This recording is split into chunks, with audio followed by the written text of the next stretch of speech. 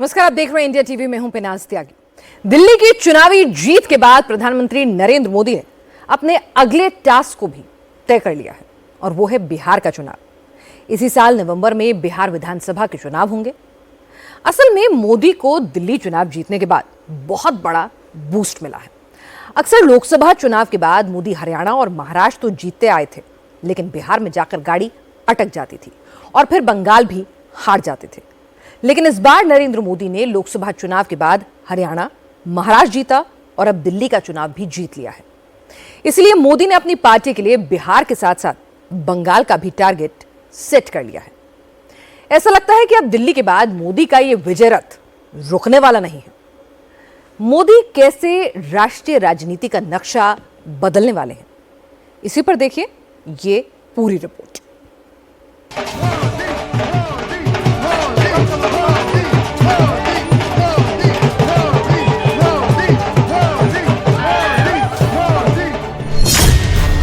मोदी ने दिल्ली का इंसाफ कर दिया, आपका सूपड़ा साफ कर दिया। मोदी ने दिल्ली में ऐसा चक्रव्यूह रचा, आपका नाम लेने वाला भी नहीं बचा। केजरीवाल के वादों को ना, मोदी की गारंटी को दिल्ली वालों की हां। बोलिए यमुना माता की, यमुना मैया की, यमुना मैया की। बीजेपी के लिए यह जीत इसलिए खास है क्योंकि ये पूरे के पूरे 27 साल के बाद आई।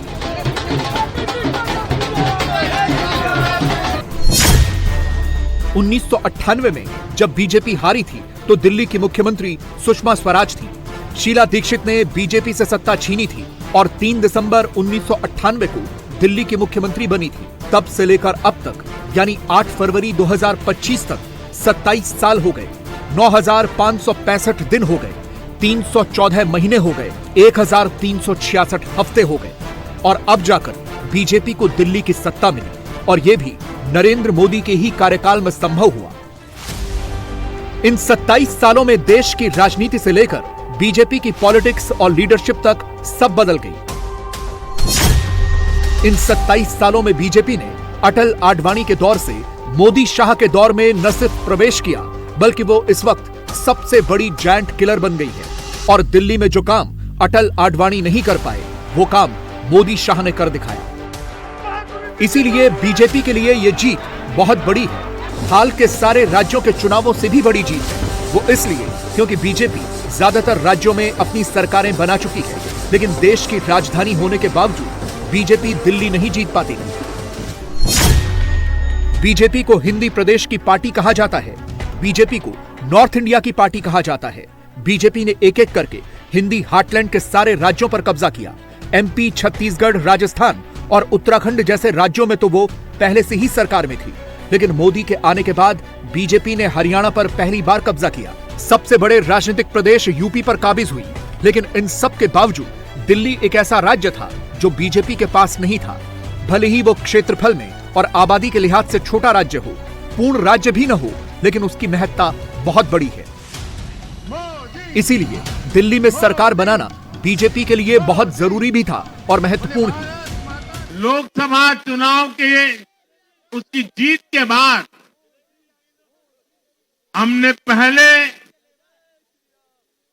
हरियाणा में अभूतपूर्व रिकॉर्ड बनाया,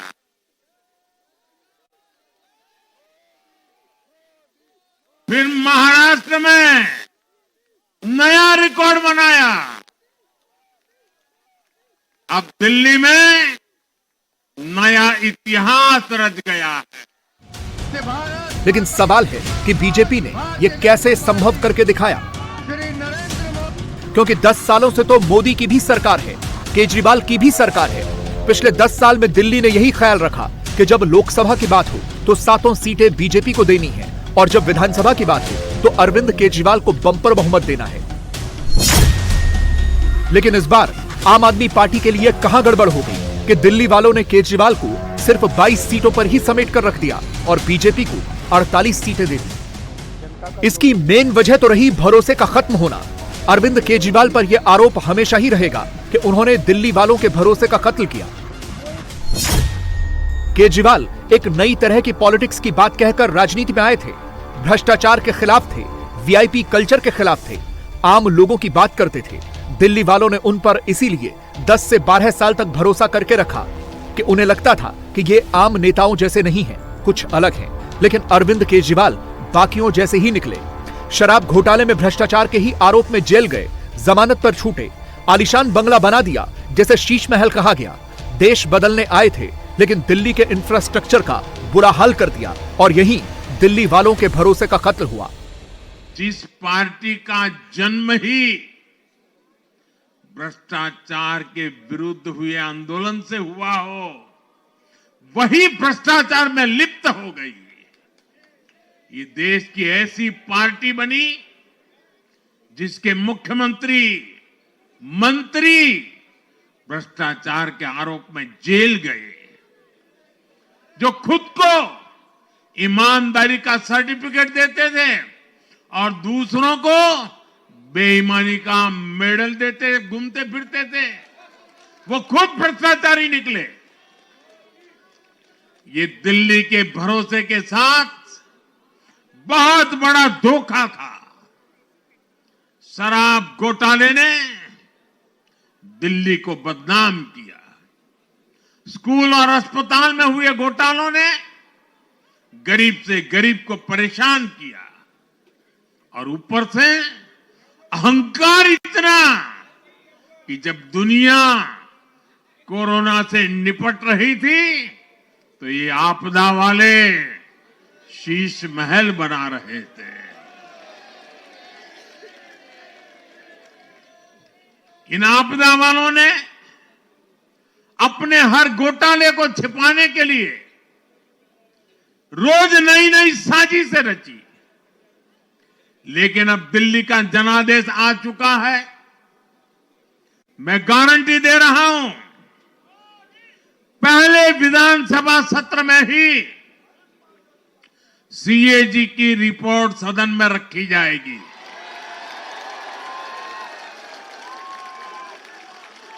भ्रष्टाचार के हर तार की जांच होगी और जिसने भी लूटा है उसको लौटाना पड़ेगा। केजरीवाल के सामने मोदी का विकल्प तो हमेशा से ही था, लेकिन पहले 10 साल दिल्ली वालों ने भरोसा नहीं किया। मुफ्त की योजनाओं की पॉलिटिक्स मोदी की गारंटी पर हावी रही। लेकिन इन 10 सालों में मोदी ने जो बोला वो करके दिखाया। दिल्ली की जनता को यह समझने में 10 साल लगे कि मोदी अपनी दी हुई गारंटियों को पूरा करते हैं। जैसे दिल्ली वालों के सामने मोदी और केजरीवाल मॉडल की तुलना करने के कुछ उदाहरण थे। केजरीवाल के हिस्से दिल्ली की खराब सड़कें थी, मोदी के हिस्से दिल्ली में दिल्ली मेरठ एक्सप्रेसवे, दिल्ली मुंबई एक्सप्रेसवे जैसी सड़कें थी। केजरीवाल के हिस्से दिल्ली में कोई भी बड़ा इंफ्रास्ट्रक्चर नहीं है, लेकिन मोदी के हिस्से भारत मंडपम से लेकर नई संसद तक है। केजरीवाल के हिस्से किसी भी गरीब को पक्का घर देना नहीं है, लेकिन मोदी ने देश में गरीबों को तो पक्के घर दिए ही, दिल्ली में भी झुग्गी झोपड़ी वालों को पक्के फ्लैट दिए। केजरीवाल के पास मोहल्ला क्लिनिक का मॉडल था जो लगातार खत्म होते जा रहे थे, तो मोदी के पास आयुष्मान भारत का मॉडल है जिसमें गरीबों को 5 लाख तक का इलाज मुफ्त है। केजरीवाल के पास गंदी यमुना है जिसे तमाम वादों के बाद भी वो साफ नहीं कर पाए। मोदी के पास नमामि गंगे का मॉडल है जिससे गंगा साफ हो रही है। तो दिल्ली वालों ने जब सीधे सीधे इन फ्रंट्स पर तुलना की तो उनके सामने फिर मोदी के अलावा कोई दूसरी चॉइस नहीं थी। सोचिए कैसी राजनीति रही होगी, कैसी सोच होगी इन लोगों की। इन लोगों ने मेट्रो का काम आगे बढ़ाने से रोका। इन आपदा वालों ने झुग्गी वालों को घर देने से रोका। इन आपदा वालों ने आयुष्मान भारत योजना का लाभ भी दिल्ली के लोगों को मिलने नहीं दिया। अब दिल्ली के लोगों ने साफ संदेश दिया है, गवर्नेंस। और साथियों, दिल्ली ने देखा है पहले का जमाना, गवर्नेंस ये नौटंकी का मंच नहीं है। गवर्नेंस ये प्रचार का मंच नहीं है। गवर्नेंस ये प्रपंच का मंच नहीं है। अब जनता ने स्थिर और डबल इंजन की सरकार को चुना। हम पूरी गंभीरता से धरातल पर रहकर काम करेंगे। हम दिल्ली के लोगों की सेवा में दिन रात एक कर देने वाले लोग। इसीलिए मोदी को दिल्ली में हर तबके का वोट मिला। मुस्लिम बहुल सीटों को छोड़ दें तो मोदी पर दिल्ली के हर वर्ग के वोटर ने विश्वास जताया। देखिए कैसे। दिल्ली में जाट वोटर की बहुलता वाली 7 सीटें हैं और 7 सीटों पर बीजेपी की जीत हुई। इसी तरह से 4 सीटों पर गुर्जर वोट निर्णायक हैं और इनमें से 2 सीटें बीजेपी को मिली और 2 आपको। पंजाबी वोटर 15 सीटों पर निर्णायक हैं, इनमें से 13 पर बीजेपी जीती, 2 पर आप। पूर्वांचली वोटर 14 सीटों पर हार जीत का फैसला करते हैं, इनमें से 10 बीजेपी ने जीती, 4 आपने। दलित वोटर 11 सीटों पर निर्णायक भूमिका में रहते हैं, इनमें से बीजेपी ने 5 सीटें जीती, 6 आपके हिस्से में गई। और जिन 10 सीटों पर मुस्लिम वोटर बहुलता में है वहां बीजेपी सिर्फ 3 ही सीटें जीत पाई। आम आदमी पार्टी के जो वोटर थे और जो बीजेपी में शिफ्ट हुए, उसमें सबसे बड़ा शिफ्ट 2 बड़ी डेमोग्राफी का है, जिसकी वजह से ये इतना बड़ा परिवर्तन, 2 बल्कि 3 बड़ी डेमोग्राफी का है, इतना बड़ा परिवर्तन दिख रहा है। एक है महिलाओं का वोट। महिलाओं का वोट बीजेपी की तरफ करीब 12% पॉइंट्स की बात कर रहा हूं, उस पे शिफ्ट हुआ आम आदमी पार्टी से बीजेपी को। कहने का मतलब यह है, महिलाओं के बीच में जो बीजेपी को वोट मिला था लास्ट टाइम, वो करीब 30% मिला था। 30% जो इस बार करीब 46% पे गया, 16% पॉइंट। तो यहां पर जो डेंट पड़ा है आम आदमी के वोट में। दूसरा था दलितों का वोट। दलितों के वोट में करीब 11 परसेंटेज पॉइंट्स का इजाफा हुआ बीजेपी के अकाउंट में, जो कि शिफ्ट हुआ आम आदमी पार्टी से बड़ी संख्या में। और तीसरी जो बड़ी वजह है वो है मिडिल क्लास का वोट, जो है बड़ी संख्या में शिफ्ट हुआ आम आदमी पार्टी से बीजेपी। मुसलमानों का वोट करीब करीब कंसोलिडेटेड रहा, केवल आम आदमी पार्टी ने 4 पॉइंट्स को लूज किया, जो कि लार्जली कांग्रेस और कुछ एमआईएम की पार्टी को, जो 3-4 सीटों के ऊपर आपको मुस्लिम डोमिनेटेड सीट में वोट मिलते हैं। दिल्ली में बीजेपी का डोमिनेंस हर लिहाज से रहा। कैंडिडेट्स के लिहाज से भी बीजेपी का हर दांव चला है। जैसे 22 ओबीसी प्रत्याशियों में बीजेपी के 16 जीते, इसी तरह से बीजेपी ने 6 पूर्वांचलियों को टिकट दिए थे, 4 जीते। 14 हरियाणवी बैकग्राउंड से प्रत्याशी उतारे थे, 12 जीते। 3 उत्तराखंडी कैंडिडेट्स भी थे, 2 जीते। 12 दलित प्रत्याशी थे, इनमें से 4 जीतने में कामयाब रहे। बॉर्डर वाली सीटों का बीजेपी को पूरा फायदा मिला है। दिल्ली से 2 बॉर्डर लगते हैं, हरियाणा और यूपी का, दोनों जगह बीजेपी की सरकार है, बीजेपी को इसका पूरा फायदा मिला। हरियाणा और यूपी के बॉर्डर से दिल्ली की 22 सीटें लगती हैं, बीजेपी ने इनमें से 15 सीटें जीती। 13 सीटें यूपी बॉर्डर से लगती हैं, बीजेपी ने यहां 7 सीटें जीती। और हरियाणा बॉर्डर की 11 सीटों में से बीजेपी 9 जीतने में कामयाब रही। अगर जातियों की बात करें तो बीजेपी का डोमिनेंस यहां भी दिखा है। जैसे 10% से ज्यादा सिख वोटरों वाली 4 सीटों में से बीजेपी ने 3 जीती। इसी तरह से 28 सीटों पर 10% से ज्यादा पंजाबी वोटर हैं, बीजेपी ने इनमें से 23 जीती। 5 सीटें ऐसी हैं जिन पर 10% से ज्यादा गुर्जर वोट हैं, बीजेपी ने 2 जीती। 13 सीट ऐसी हैं जहां जाट वोटर्स 10% से ज्यादा हैं, बीजेपी ने इनमें से 11 जीती। 9 सीटें ऐसी हैं जहां 10% से ज्यादा वाल्मीकि वोटर्स हैं, बीजेपी ने इनमें से 4 जीती। और 12 सीटों पर 10% से ज्यादा जाटो वोटर्स हैं, बीजेपी 6 जीतने में कामयाब रही। दिल्ली के इन चुनावी नतीजों को देखकर ऐसा लगता है कि इन 10 सालों में दिल्ली वालों को यह समझ में आया कि वो बीजेपी को वोट न देकर अपना ही नुकसान कर रहे हैं, क्योंकि बीजेपी के विकल्प के रूप में वो जिस पार्टी पर भरोसा जता रहे हैं उसके पास बहानों की भरमार है। काम न करने के केजरीवाल के पास ढेरों बहाने थे, इसीलिए दिल्ली की जनता ने उन्हें रिजेक्ट कर दिया। इसीलिए तो दिल्ली के जिन 36 सीटों पर अरविंद केजरीवाल ने रैली या रोड शो किए, वहां उनकी पार्टी 34 सीटों पर हार गई। हालांकि ये बात सही है कि आपका खेल खराब करने में कांग्रेस का भी बड़ा रोल रहा है। दिल्ली में कम से कम 14 सीटें ऐसी थी जहां कांग्रेस की वजह से आम आदमी पार्टी हारी। जैसे नई दिल्ली से केजरीवाल 4089 वोट से हारे, यहां कांग्रेस के संदीप दीक्षित को 4568 वोट मिले। ग्रेटर कैलाश में सौरभ भारद्वाज 3188 वोट से हारे, यहां कांग्रेस के गर्वित सिंघवी को 6711 वोट मिले। जंगपुरा से मनीष सिसोदिया 675 वोटों से हारे, यहां कांग्रेस के फरहाद सूरी को 7350 वोट मिले। राजेंद्र नगर से दुर्गेश पाठक 1231 वोट से हारे, यहां कांग्रेस के विनीत यादव को 4015 वोट मिले। छतरपुर से भीम सिंह तंवर 6239 वोट से हारे, यहां कांग्रेस के राजेंद्र सिंह तंवर को 6601 वोट मिले। संगम विहार से दिनेश मोहनिया 344 वोट से हारे, यहां कांग्रेस के हर्ष चौधरी को 15863 वोट मिले। तिमारपुर से सुरेंद्र पाल सिंह 1168 वोट से हारे, यहां कांग्रेस के लोकेंद्र कल्याण सिंह को 8361 वोट मिले। नांगलोई जाट से रघुविंदर शौकीन 26,251 वोट से हारे, कांग्रेस के रोहित चौधरी को यहां 32,000 से ज्यादा वोट मिले। मालवीय नगर से सोमनाथ भारती 2131 वोट से हारे, यहां कांग्रेस के जितेंद्र कुमार को 6,770 वोट मिले। महरौली से महेंद्र चौधरी 1782 वोट से हारे, यहां कांग्रेस की पुष्पा सिंह को 9,338 वोट मिले। दिल्ली की इस जीत के बाद अब यह भी पूरी तरह से सुनिश्चित हो गया है कि मोदी के खिलाफ बना इंडिया अलायंस भी अब पूरी तरह से टूट ही गया है। केजरीवाल उस अलायंस का हिस्सा थे। वो और कांग्रेस दिल्ली में आपस में ही लड़ लिए। कांग्रेस के यूपी के साथी अखिलेश यादव केजरीवाल की मदद के लिए उनके साथ वोट मांग रहे थे। महाराष्ट्र से उद्धव ठाकरे की पार्टी खुद केजरीवाल के जीतने की दुआ कर रही थी। तो अब यह अलायंस बचा ही कहां है।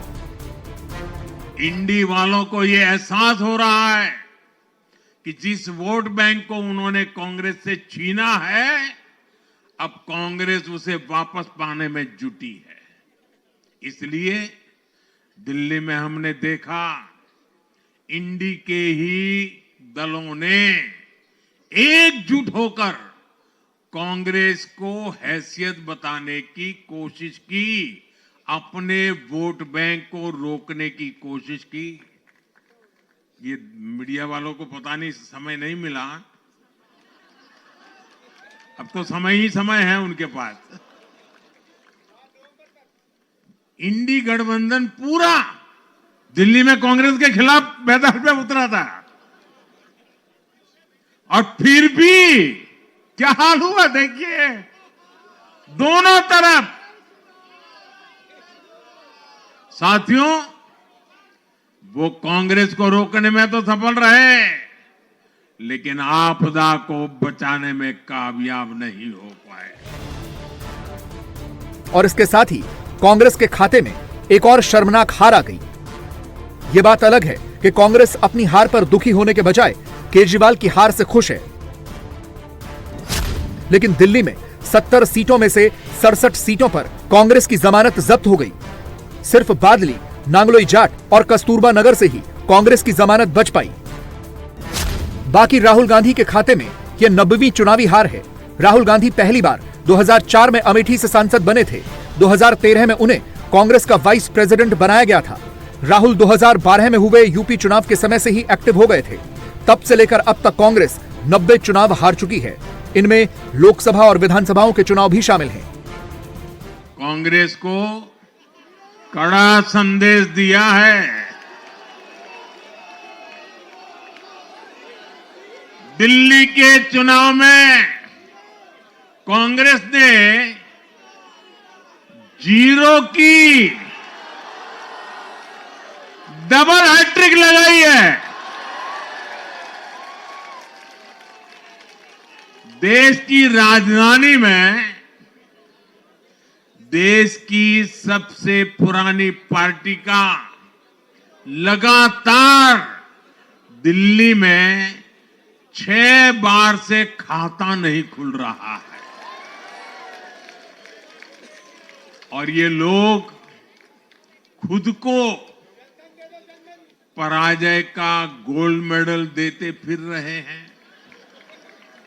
सच्चाई ये है कि कांग्रेस पर देश बिल्कुल भरोसा करने के लिए तैयार नहीं है। पिछली बार मैंने कहा था कि कांग्रेस एक परजीवी पार्टी बन चुकी है। ये खुद तो डूबती है, अपने साथियों को भी डुबोती है। लेकिन सबसे मेन बात यह है कि मोदी की इस जीत का देश में कितना बड़ा असर होने वाला है, क्योंकि अब अगला चुनाव बिहार में होगा और वहां भी मोदी की बड़ी परीक्षा होगी। नवंबर 2025 में बिहार के चुनाव होंगे। बिहार में आरजेडी मजबूत है। पिछला चुनाव नीतीश कुमार और बीजेपी ने मिलकर लड़ा था, लेकिन आरजेडी ने अकेले ही इस गठबंधन को कड़ी टक्कर दी थी। अपने दम पर सरकार बनाते बनाते रह गए थे। हालांकि तब से लेकर अब तक बिहार की राजनीति में बहुत कुछ हो चुका है, लेकिन एनडीए के लिए बिहार कड़ी चुनौती तो रहेगा ही, और इस दिल्ली की जीत से बीजेपी को बड़ा बूस्ट मिलेगा। इस चुनाव में मैं जहां भी गया, मैं गर्व से कहता था, मैं तो पूर्वांचल से सांसद हूं।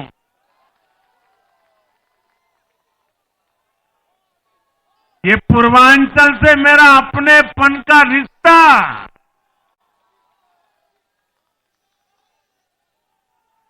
पूर्वांचल के लोगों ने इस रिश्ते को प्यार की, विश्वास की नई ऊर्जा दे दी, नई ताकत दे दी। इसलिए मैं पूर्वांचल के लोगों का, पूर्वांचल के एक सांसद के नाते विशेष रूप से आभार व्यक्त करता हूं।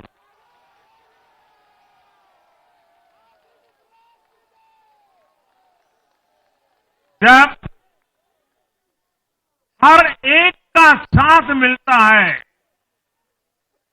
तो हर दिल्ली वासियों को मेरी गारंटी है, सबका साथ, सबका विकास, पूरी दिल्ली का विकास।